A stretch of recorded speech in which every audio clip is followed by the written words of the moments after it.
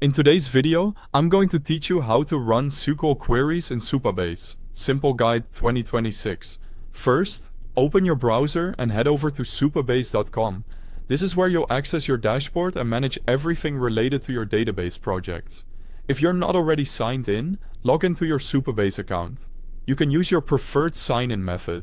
And once you're in, you'll land on the main dashboard.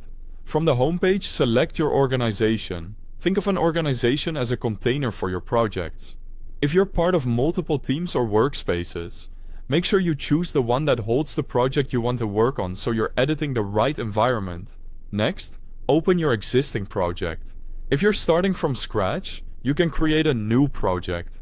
But for this walkthrough, we'll continue with an existing one so we can focus on running queries right away. Opening the project takes you to the project view. Inside the project, look to the left-hand navigation. You'll see the main sections for your database and tools. Click SQL Editor. This is the built-in editor where you can write, run, and save SQL. It's convenient because you don't need a separate client, and your results and messages will appear right below the editor, so you can see exactly what happened after each run.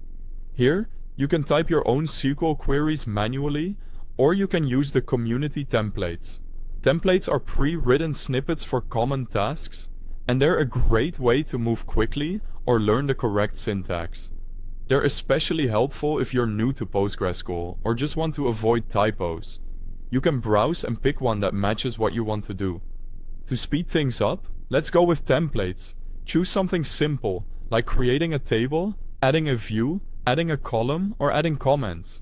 When you open a template, take a moment to review the code. Replace any placeholder names such as table or column identifiers with values that make sense for your project. This small check helps prevent conflicts and ensures you're updating the correct objects. Click any template you like, and it will automatically populate the SQL editor for you. Once everything looks good, click Save to store the script for future use. Giving it a clear name and short description will make it easier to find later. When you're ready, click Run on the right to execute it and test things out. Watch the results panel for success messages or errors.